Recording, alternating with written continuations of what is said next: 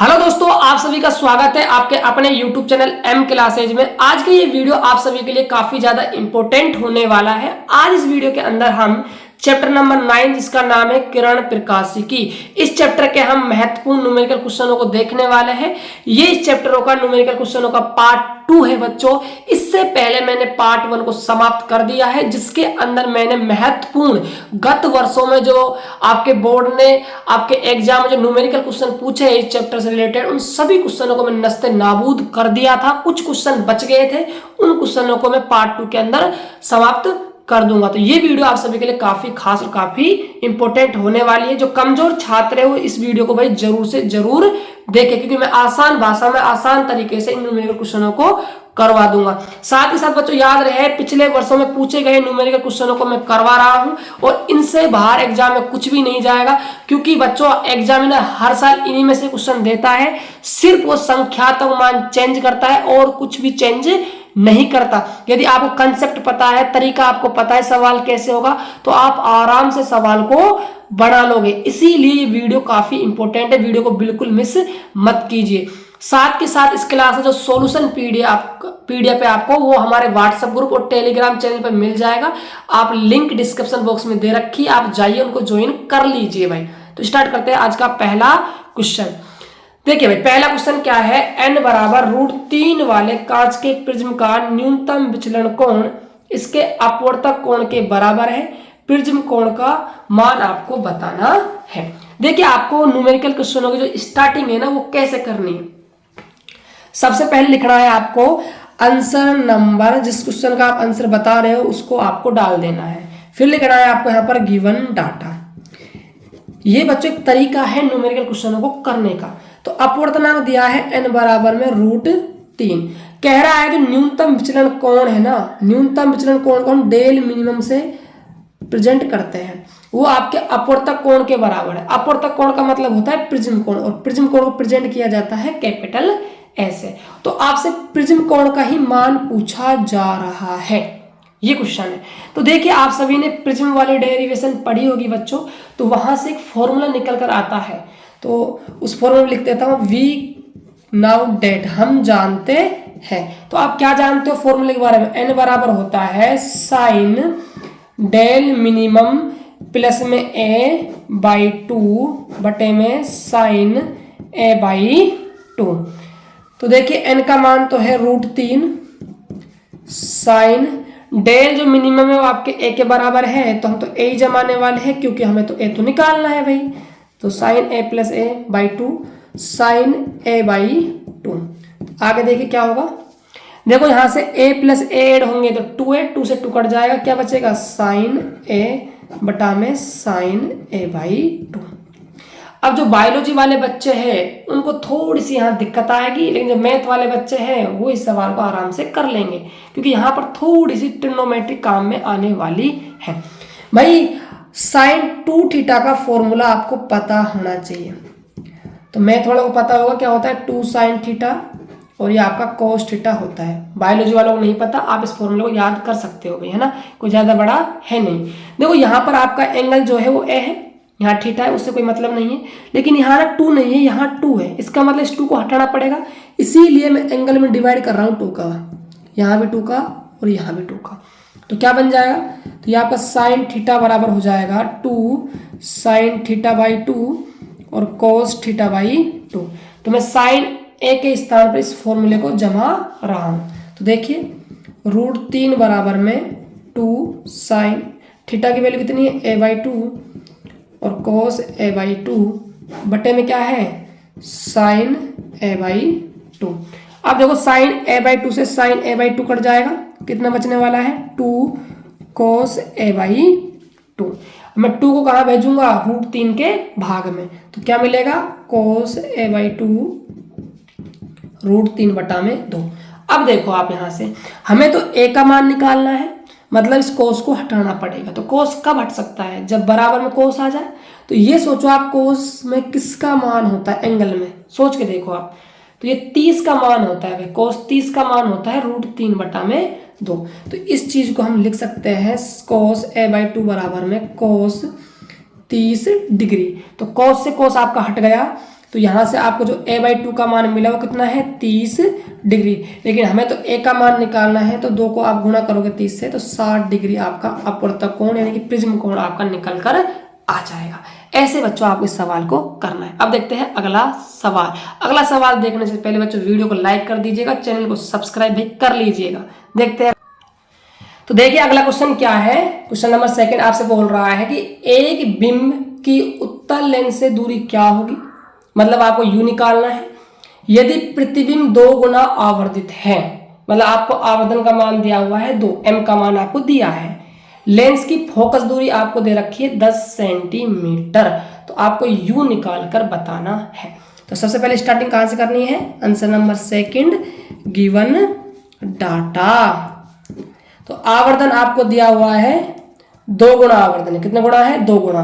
तो देखिए लेंस कौन सा है आपका उत्तल लेंस। उत्तल लेंस में जो आवर्धन होता है वो प्लस का भी होता है और माइनस का भी होता है, इसलिए मैं आवर्धन को +2 भी लूंगा और आवर्धन को मैं -2 भी लूंगा। ये बात आपको समझनी होगी। और आपको फोकस दूरी दी हुई है f आपको दिया है 10 सेंटीमीटर। अब देखो दोस्तों आपको बिंब दूरी निकालनी, u का मान निकालना है, ठीक है। अब देखो आपको आवर्धन पता है, फोकस दूरी पता है, बिंब दूरी आपको निकालनी है। तो आवर्धन, फोकस दूरी और बिंब दूरी में आपने एक रिलेशन पढ़ा होगा, m बराबर होता है फॉर्मूला f बटा में f प्लस में u। ये आपने फॉर्मूला पढ़ा होगा। आवर्धन में 4 फॉर्मूले होते हैं बच्चों, कौन कौन से होते हैं मैं आप सभी को साइड में बता दूं। m बराबर में h डैश बटे में h माइनस का v बटा में u और बराबर में f बटा में f प्लस में u और f माइनस का v बटा में f। यहाँ पर आप इसको प्लस का कर लीजिएगा, ठीक है, क्योंकि हम लेंस के लिए बात कर रहे हैं तो प्लस का आएगा, ये दर्पण होता था माइनस का था। 4 फॉर्मूले होते हैं, तो उनमें से हमने कौन सा यूज कर रहे हैं, हम 3rd फॉर्मूला यूज कर रहे हैं। ये भी आपको पता होना चाहिए। अच्छा मैं एक्स्ट्रा पॉइंट आपको बता देता हूँ जैसे कोई आता है। तो देखो आवर्धन यहाँ पर 2 प्रकार का है, तो प्लस का लेना पड़ेगा और एक माइनस का लेना पड़ेगा। एक बार मैं प्लस से निकलवा देता हूँ, एक बार मैं माइनस निकलवा देता हूँ। देखो m बराबर +2 लेने पर तो देखते हैं बिंब दूरी कितनी आती है ना। तो +2 फोकस है आपकी 10 बटा में 10 प्लस में u, ठीक है। तो आगे देखिए इसको आप गुणा करते हो क्रॉस मल्टीप्लाई, तो 20 प्लस में 2u बराबर में 10, तो 2u बराबर में 10 माइनस का 20, तो 2u बराबर में -10, तो u का मान कितना आ जाएगा -10 बटा में 2, मतलब u आपका आ जाएगा -5 सेंटीमीटर। ये बिंब दूरी कब आई आपकी, जब आपका आवर्धन +2 था। अब बात करते हैं माइनस आवर्धन के लिए, तो यहाँ बात कर लेते हैं m बराबर -2 लेने पर। तो देखिए तो -2 बराबर में 10 बटे में 10 प्लस में u, क्रॉस मल्टीप्लाई करोगे तो -20 और -2u बराबर में 10। इस 20 को वहां पहुंचाओगे माइनस को तो किसका हो जाएगा, ये आपका प्लस का हो जाएगा। तो -2u बराबर में 30 हो जाएगा। u का मान निकालोगे तो -30 बटा में 2 होने वाला है, तो यहाँ से आपका आ जाएगा -15 सेंटीमीटर। ये आप बच्चों आपके 2 आंसर इस क्वेश्चन के हो जाएंगे। तो देखते हैं अगला सवाल क्या बोल रहा है। एक अवतल दर्पण से 20 सेंटीमीटर दूर रखे एक पिन का प्रतिबिंब दर्पण से 40 सेंटीमीटर दूरी पर बनता है। 20 सेंटीमीटर आपको बिंब दूरी दी हुई है और 40 सेंटीमीटर आपको प्रतिबिंब दूरी दी हुई है। दर्पण की फोकस दूरी आपसे पूछ रहा है। बिल्कुल आसान सवाल है, लेकिन बच्चे इसको भी गलत कर जाते हैं। स्टार्टिंग करनी है गिवन डाटा। तो देखिए तो u का मान दिया हुआ है 20 सेंटीमीटर। बच्चे गलती कहाँ करते हैं, प्लस और माइनस लेने में करते हैं भाई। दर्पण देखो यारो कैसा है, अवतल दर्पण है। अवतल दर्पण में जो बिंब दूरी होती है वो माइनस की होती है। बात करें प्रतिबिंब दूरी की, वो कितनी है 40 सेंटीमीटर। ये भी किसकी होती है, माइनस की होती है। फोकस दूरी आपको निकालनी है, ठीक है। तो इन तीनों में आपने एक रिलेशन पढ़ा होगा जिसे आप जानते हो दर्पण सूत्र के नाम से। क्या होता है फॉर्मूला, 1 बटा में f बराबर में 1 बटा में b प्लस में 1 बटा में u होता है। तो 1 बटा में f बराबर 1 बटा में v का मान -40 प्लस u का मान कितना है -20 हो जाएगा। तो 1 बटा में f बराबर में -1 बटा में 40 प्लस माइनस गुणा होंगे तो -1 बटा में 20 हो जाएगा। तो 1 बटा में f बराबर एलसीएम आया आपका 40, तो यहाँ से -1 बचेगा, यहाँ से आपके -2 आ जाएंगे। तो 1/f बराबर में -3/40 हो जाएगा।